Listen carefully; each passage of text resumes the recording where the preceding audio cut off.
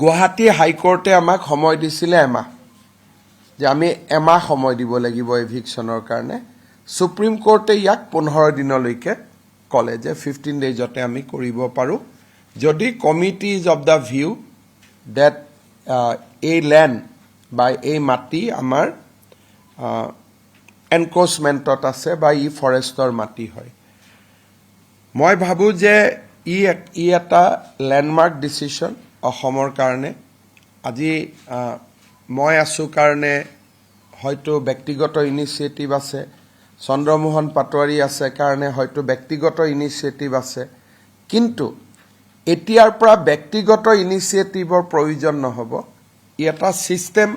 হৈ গল যে সুপ্ৰিম কোৰ্টে প্ৰথম ঘোষণা কৰিলে যে ফৰেষ্টৰ মাটিত এনক্ৰোচমেন্ট হ'ব নোৱাৰে নাম্বাৰ 2 যদি এনক্ৰোচমেন্ট হৈছে সৰকাৰৰ এভিকশন কৰাৰ ৰাইট আছে আৰু এভিকশন কৰোতে এই মাটি ফৰেষ্টৰ নে ৰেভিনিউৰ তাৰ ওপৰত ডিসি নেতৃত্বত যিখন কমিটি থাকিব ৰেভিনিউ আৰু ফৰেষ্ট ডিপাৰ্টমেন্টৰ তেওঁলোকে সিদ্ধান্ত ল'ব পাৰিব আৰু সিদ্ধান্ত লোৱাৰ 15 দিনৰ ভিতৰত আমি তেওঁলোকক উচ্ছেদ কৰিব পাৰিম যোৱাকালিৰ যিটো judgement it is a historical judgement বহুত মানুহে এভিকশনৰ ক্ষেত্ৰত বিভিন্ন ধৰণে প্ৰশ্নবোধক চিন লগাই আছিল বা বিভিন্ন মাইনৰিটি সংগঠনসমূহে আপত্তিও কৰিছিল আৰু যোৱাকালি কোৰ্টতো এই পিটিশনাৰ সকলৰ হৈ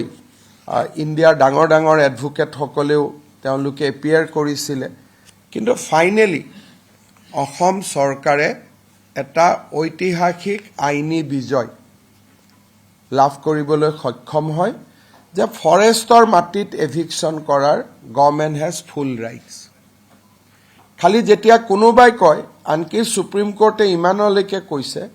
যে ফৰেষ্টখন যদি এটা পঞ্চায়তৰ ভিতৰতো আহে সেইটো কোনো এক্সকিউজ হ'ব নোৱাৰে কোৰ্টত এটা এপিল কৰিছিল যে আমাৰ ফৰেষ্টখন গাঁও পঞ্চায়তৰ অধীনত পৰে গতিকে আমাক এভিকশন কৰিব নালাগে সুপ্ৰিম কোৰ্টে ক্লিয়াৰলি কলে যে গাঁও পঞ্চায়তত থাকক বা গাঁও পঞ্চায়তত নাথাকক once it is established that it is a forest land people can be evicted